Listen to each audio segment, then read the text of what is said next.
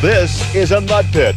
You bring it to a boil by adding nitrous oxide, big block engines, and racing rubber. This potent mixture creates a unique brand of speed called mud bogging. We'll find out who has the ingredients for victory coming up next.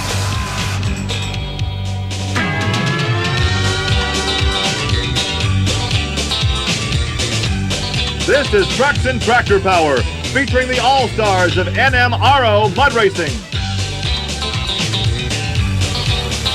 Welcome to Trucks and Tractor Power on the Nashville Network. Today we're at Deer Creek Motorsports Park in Franklin, Georgia for NMRO Mud Racing. Hi everybody, I'm Gary Lee alongside Army Armstrong, and this event brings out the best in the country. They all come to the state of Georgia. Well, they're coming from all over the country, literally. I think we have like 18 states represented here, but the big word we're going to be hearing today are the scooper tires. They get to really put these tires in these vehicles that actually claw at the track. So can they hold on to the Georgia clay? That's going to be the interesting question, We're Gary. going to find out if this red Georgia clay makes for some good mud racing after these messages.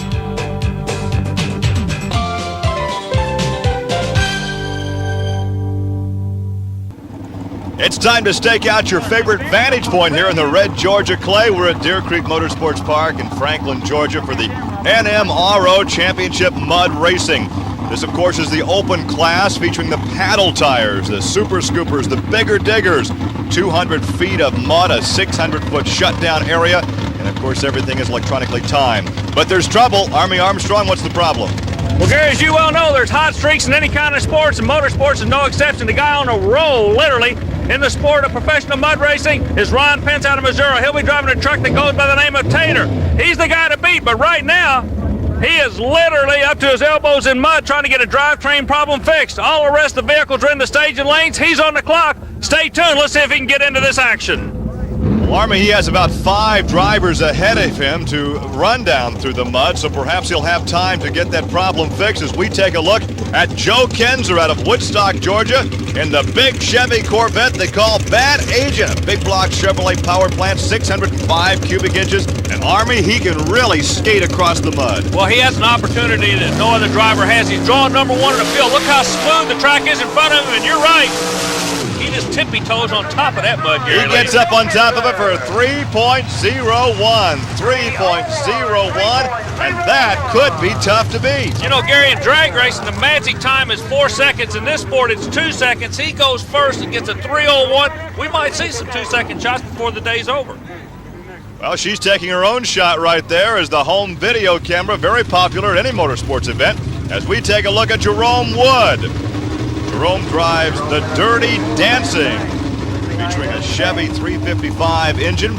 Look at the concentration on his face. 27 Ford fiberglass body, Gary. Normally you see this type of a engine and body setup in the sport of drag racing. In the ET category, Jerome goes out hard. Good run, excellent run. Look at that, the quick time at 2.97. So we said the 2-second barrier might be busted here today. Second one out does it. Wow, what a run. Let's take a look again, as once again he gets up on top of the mud. So perhaps today it's more advantageous to run early. And Army, you have caught up with Jerome Wood and his 27 Roadster. Hey, you talk about a Jack to John killer story. Look at here, a 297. Jerome just bangs it out the back end with the small block Chevrolet. Why do you run the small block? You're the only one here today. That's about all I can afford. You just have to run what you got, what you can afford. Now, you've won other national events. You kind of like this role as being the underdog, but you've won some of the big events before. Can you win this one today? I doubt it. There ain't no way. They'll be down in the 80s and possibly down like it was in 65s again. They'll be a lot faster times. Mr. Wood has to work on his self-confidence there. As we take a look at a guy that has a lot of self-confidence, if he can get that vehicle ready, Ron Pence continues to work on Tater. Yeah, but we did the opening. He was working on the drivetrain. Now he's gone to the front axle. He may have had more problems than we thought. Speaking of problems, look who's coming to the line now, Gary. Legal Speed. This is Glenseybold, one of the home state favorites. He was the local class champion on this track last year, so if anybody should have a feel for the track and be able to bump at 297, it could be this guy. Oh, look at the wheelie he pulled off the line. Great hole shot, and look at that, he did it. 2.84, 284 for Legal Speed. Wow, Gary, pulled the feet out of the water at about the 50-foot mark and powered it out. But I want you to look at the rear tires on how flat they are. You talked about the scoopers. That's why they can go so quick. Watch the front end power up and literally shoot it out the back end. Yeah, they call those tires the bigger diggers. Well, coming up next is Tony Ferodi, but right now, here's Army with Glenseybold. Is there anything as a home track advantage in mud racing? I don't think so. Maybe you get a little familiar with the track and all, but that's about it. The chassis looked perfect. Just picked the front end up and walked it out. Is there anybody else in this class that can beat you today? I'm sure there is, but I'm running a small engine and everything, but the chassis is working real good. Well, the hometown people are pulling for you. Let's see if you can stay on top of this thing. We like that. Carries that pin in his T-shirt so he can sign autographs after his run. You know, Gary, I can't understand that. I've done 2 interviews with these guys that are quick, and both of them said they're not going to stay in the league. Lacks confidence, I guess, but they know how fierce the competition here is. We take a look at Tony Ferodi, and let's boogie to another 27 T Roadster with Chevrolet power. Whoa! Bangs the right side, bangs the timing lights on the other end. He'll get disqualified. Roadkill. I guess. Bailing for hay out there. He's disqualified because he goes out of bounds. Good camera shot. Watch the replay. It just hooked on him. Bangs in the wall, tries to power out. At any point through a run, how much control does a driver actually have? Gary, I don't know. I've talked to different fellows about it. You'll get different answers. Some of the guys will say, look, I just punch the button and hang on for the ride. It's kind of like a blue ticket ride at Disney World. Other guys can actually tell you different things they feel at different points of the track. Well, Tony hooks a rut right here, gets out of trouble, but wisely stays on the power and drives it out of there. But when you get a vehicle out of shape like that, there's really nothing you can do is just try to drive it out. No, there's really not. Once it starts getting out of control, you try and keep it straight and get it back down in the center and finish the pass. Well, you made a good run, you did some good driving, but when you came by here, here's some straw you left with us. Yeah, we dropped a little bit of that on the way here. You picked a whole lot of it up on the way down that way. I'm glad you're okay. We'll see you next time out. Hey, thanks. Well, of course, after any mud run, you have to wash them down. That's what Gary Osteen is doing now from the Daytona Beach, Florida area. One of the big stories earlier today was the mechanical problems of Tater. Ron Pence is due up next, and in fact, he is presenting Tater for his run. You know, last year Ron was basically a 3rd or 4th place finisher. This year they come up with the new combination in the transmission department, and it seems to really work for him. He won the USA National Championship 2 weeks ago. He also gets hooked in that rut. Oh, he's got problems for the rest of the field, Gary, for the rest of the day now. Yeah, he's chewed up the end of that run. He almost turned that thing over, but he had to stay on the power to drive it out. The big Keith Black Chevy engine in the 1976 Chevy Love truck. And he has to be disappointed after working so hard to get that thing ready. Here's the guy, a few words with Army Armstrong. Well, Ron, the vehicle really looked to me like it had a mind all its own out there. Yeah, they go whichever way they want to sometimes. What do you have any idea what caused it? I don't think my front wheels was pulling. I think I was just running in 2-wheel drive. So it was just pushing and the front end wasn't trying to pull it straight. Right. There's a good look at Mike Fair, as Mike will be the next up out of Mishawaka, Indiana, upstate. Indiana, that's the time traveler, a 23 T-altered. Mike, he's kind of the Jeff Gordon in this sport. You got a fast vehicle, you want to drive it, you lay the cards on the table, he'll come and drive it for you. Enough to say it. Kid's good, yeah, but isn't not quite his best. He's gone 264 before, but today at 3.17. But the most important thing here, his run straightened those grooves out. Now everybody behind Mike has got a good, relatively straight track to run in, Gary. The 1990 Phoenix City NMRO World Champion. As the crowd looks on, let's go down and talk to Mike Fair. 317 puts you 3rd right now.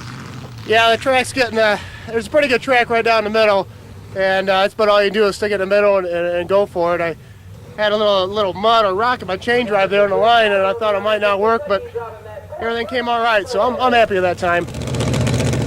And now we look at the Corvette. This is the Mudshark Mike Erdely out of Buchanan, Michigan. A 1964 Chevrolet funny car with the Super Scoopers, the Cut Hogs, and the big 525 Keith Black Hemi. Gary, this probably has to be one of the most noticed vehicles in mud racing. If you follow the sport, you've heard of the Shark.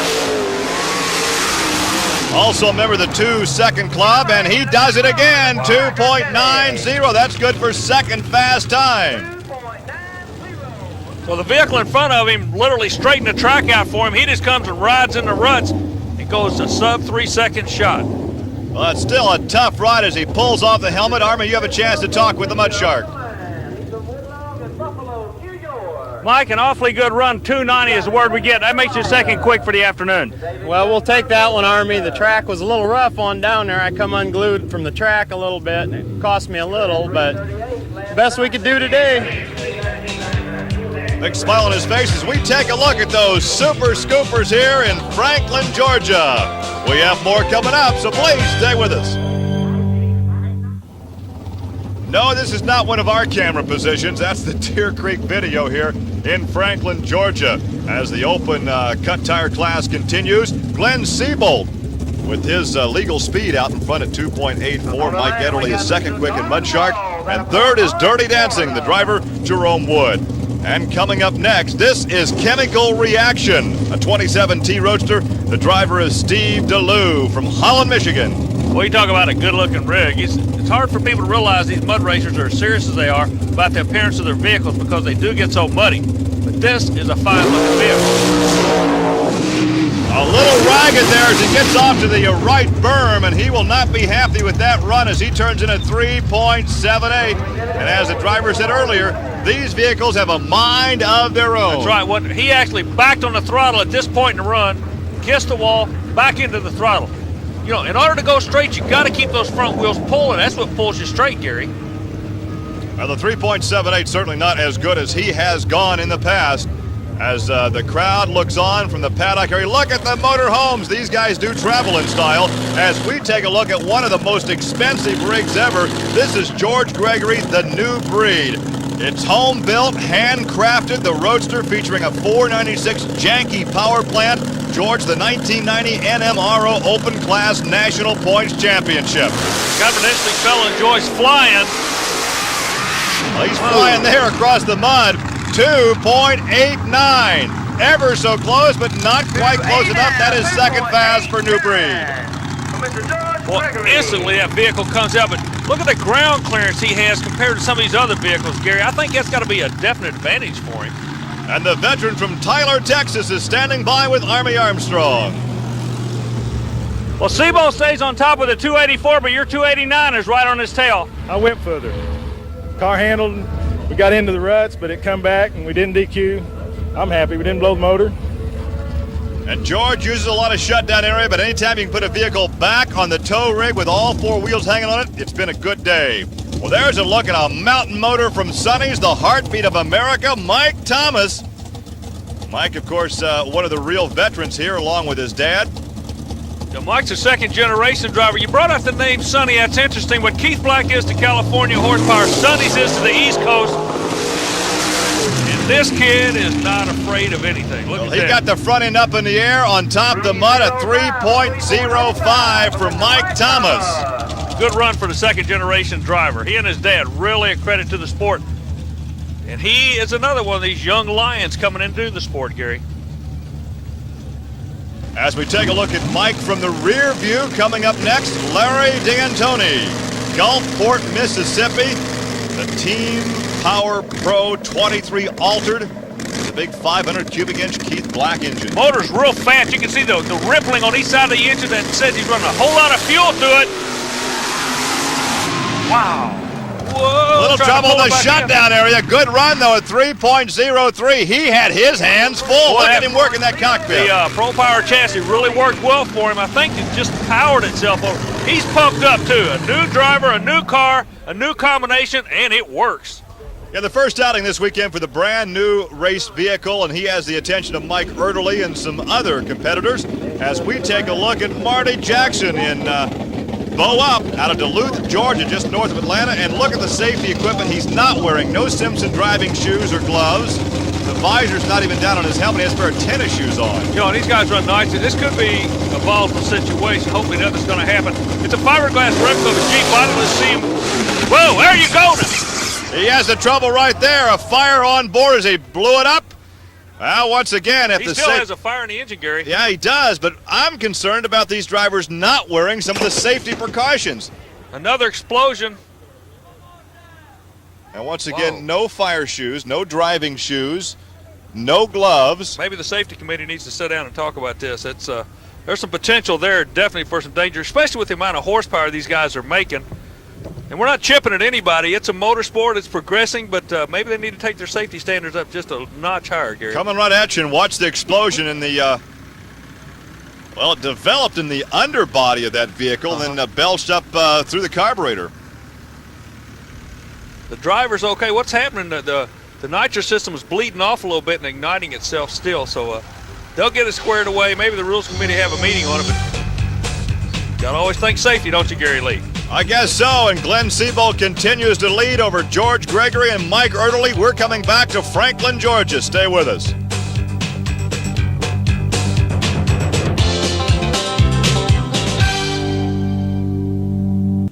Army Armstrong and Gary Lee back at Franklin, Georgia, and coming up is Michael Atkins in his dragster, and earlier today, Army had a chance to talk with him. Well, Gary, the hot topic in the pit area all afternoon today has been the tire combination, what type of groove, what type of wedge to run, but I'm saying where the guy's got a whole different theory. You think, Mike, that you can beat these guys with two-wheel drive only? Yeah, I do. Basically, it's like two-wheel drive, but it is four-wheel drive. Our engines in the back were most of the rear, and the weight and traction's on the rear tires. My front tires have basically no tread on them. We don't think we need any traction up there to do it. Well, Gary, let's find out. He says it's only going to take two to tango today in Georgia. Well, he'll have it in four-wheel drive as we take a look at that good-looking dragster out of Orlando, Florida, with the big block 540 cubic inch Chevrolet power plant. Gary, what he'll do is roll about 2 feet and punch the nitrous button. He'll rely on that big wing on the back to push those rear tires in. He's done it. Has he done it? Oh, he's close. No, look at that. 285. 285. Glenseybold had a 284. He just missed the top spot. I'll tell you what, though, this guy opened some eyes with that run, a 285, and it was smooth. See, what he wants to do is pick the front end up. That's exactly where he is. He's skimming across the mud, a 285, a good run, but only good enough for second right now. Boy, that's a rough ride. That camera angle really shows you what a beating those guys take here. Well, it's also a short ride when you're going that fast. Coming up next, Chad Miller out of Vandalia, Ohio, a suburb of Dayton. You're from that part of the country and you can get out in mud with motors. You know you got to be making some horsepower. That's big sprint car country up there, isn't it? Oh, indeed it is. This is a 509 cubic inch Rodec power plant in the Instant T. Another excellent ride for Chad Miller at 2.93. 27 roadster. He had that rascal on rock and roll, didn't he, Gary? Coming right at you. Now take a look at how rough this ride is. Look at his head bounce. Oh, those neck muscles will feel that tomorrow morning. Well, we're coming up to our final competitor here at Franklin, Georgia, Tom Meents. And he drives the Shake Me, a 32 Ford Roadster with the big Keith Black engine. Gary, this kid's the last of class. Even Glenseybold, the class leader's walking over to watch him on this one. They could have saved the best for last. 284 is a quick time. Meeks sitting on the line. Oh, look at him skim across the mud. An excellent ride. He does it. He does it. Left side, that's 276. Can you believe that, Army Armstrong? Tom Meeks out of Paxton, Illinois, in that 32 Ford Roadster, the last competitor, and he takes the championship here at Deer Creek Motorsports Park. Went over to the left side of the track, over to no man's land. Nobody's been there all day long, and it flat worked for it. A 276. That is unbelievable, Gary Lee. Well, Glenseybold had the lead, had to watch the rest of the field, and the last driver to go, Tom Meents, takes the victory with Shake Me. Glenseybold in Legal Speed was second, and Mike Atkins in the Stinger Dragster coming up third. Let's go talk with some of our competitors, Army. Well, we ran into a lot of drama today on the Georgia-Alabama border. It was between a hometown boy, Glenseybold, who looked like you were going to hold on to this thing. You looked super strong until the final bullet nailed you. Yes, I was proud of it, but I guess I need a little more motor, maybe a new sponsor or something. I hadn't got a lot of sponsor help. Well, I tell you, you looked awfully good. All the hometown folks were really proud of you. And right now, we're going to swing over here. Thanks a lot for coming over and being with us. Tom, it was dramatic. Last shot, bumpy ride. It looked like a rocket ship, but it worked for you. Yeah, the motor really come on strong, and I have to just thank my crew a lot for that. They really helped me out a lot. Who picks what lane you're going to run in out there? Everybody's talking about bad track, bad track, bad track. It looked like a good run for you. Well, I don't hardly watch the lane all day until I pull up there, because until then, it doesn't really matter. Well, when the dust settled in Georgia, Shake Me was the man on top. And our congratulations to Tom Means. Well, that will wrap it up from Deer Creek Motorsports Park here in Franklin, Georgia. For Army Armstrong, I'm Gary Lee. Thanks for joining us. We'll see you next week on Trucks and Tractor Power.